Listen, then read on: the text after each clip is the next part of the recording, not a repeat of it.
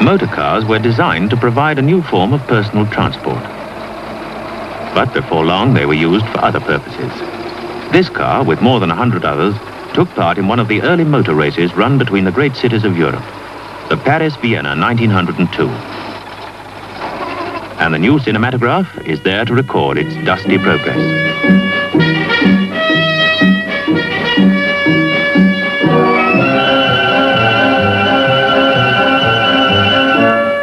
Most of these cars are standard touring models and are driven by gentlemen who are only too pleased to show off their new machines. But there are also many specially built racing cars made to an internationally accepted weight limit of 1 ton. Manufacturers build faster and faster cars by putting larger and larger engines in light chassis. These cars, capable of speeds of up to 90 miles an hour, give some of the most exciting and dangerous racing ever known.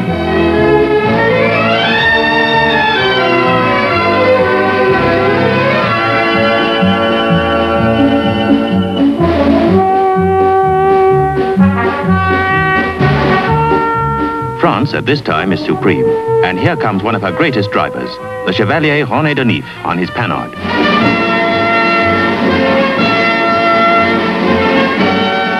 But the great Denif fails to finish the Paris-Vienna race, and an Englishman, SF Edge, takes the coveted Gordon Bennet trophy to Britain.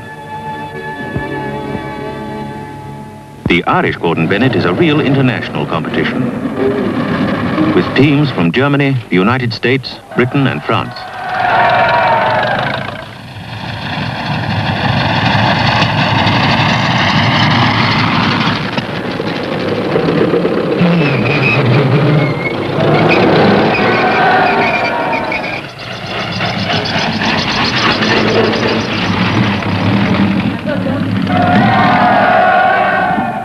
The race is over 7 laps of a closed circuit. Only a few weeks ago, the city-to-city races had come to a terrible halt after a disastrous attempt to run a race from Paris to Madrid.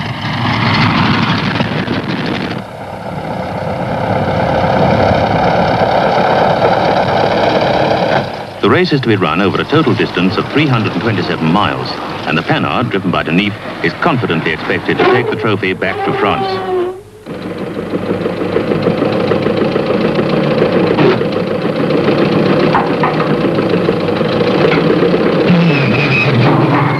However, the unexpected is happening once more, and a German Mercedes driven by Janazzi is faster. Commonly called the Red Devil, Janazzi is better known for courage than success. But at last his day has come.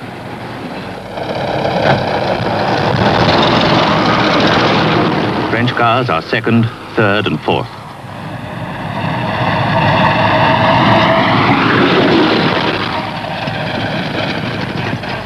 But the Gordon Bennet trophy goes on to Germany.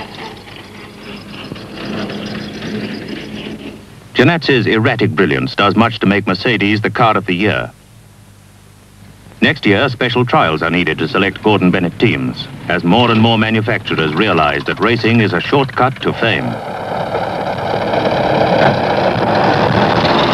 British hopes are centered on Edge's Napier.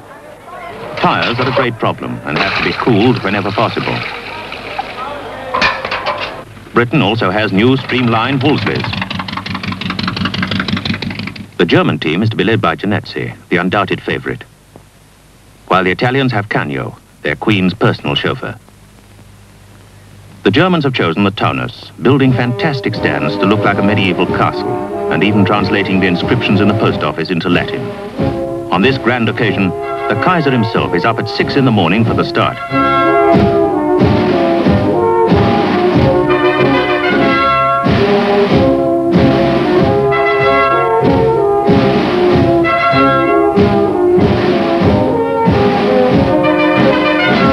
Janazzi leads off for Germany.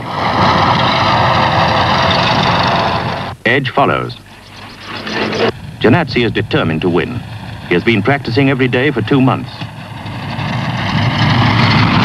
The circuit is 80 miles, with towns that are neutralized. Cars stop and are then paced through by cyclists. It is noted that the French braziers move more smoothly and hold the road better than the Mercedes with their undamped springs. It's not easy to appreciate the drama of seeing the giants for the first time, To liken a locomotive to a car, says one account, is sheer bathos.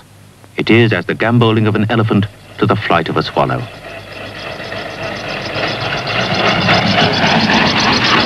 It's a shock to the Germans when Terre's brazier is found to be fastest of all and steadily drawing away from Janetzi.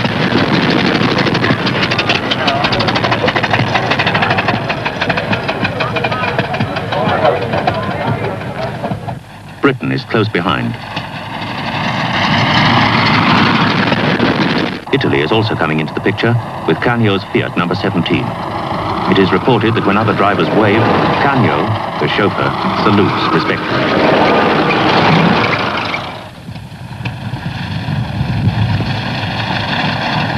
Lap after lap for nearly 6 hours, Terre keeps up his magnificent drive.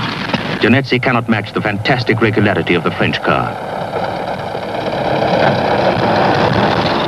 At long last, the Gordon Bennet trophy goes back to France. From now onwards, Terre is to be known as the chronometer. The following year, he wins again. And now France exploits her supremacy by organizing a new race on her own terms. The French Grand Prix is to be a 2-day affair of 800 miles, the finest possible test of men and machines. There are new Fiats from Italy and Mercedes from Germany. Designers still concentrate on large engines in light chassis. The 14.5-litre Mercedes engine is just about twice as big as that of a London bus. Hotchkiss have gone so far as to fit light wire wheels.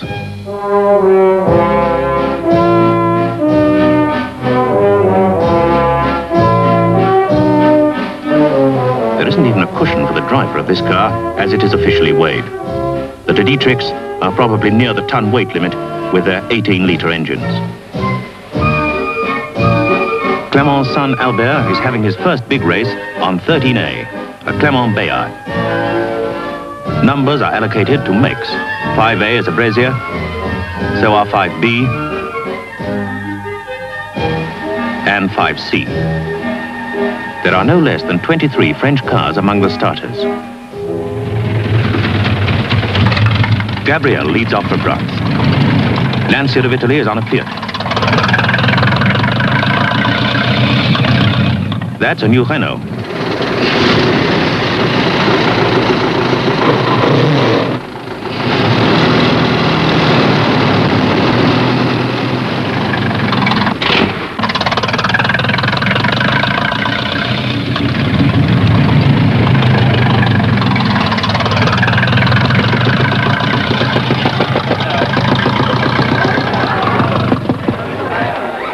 To make this race a test of men as well as machines, all work must now be done by the crew. This is just the start of a 2-day race.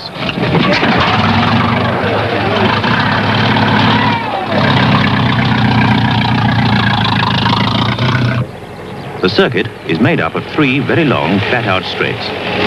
It is above all a test of sustained high speed, although there are the connecting corners.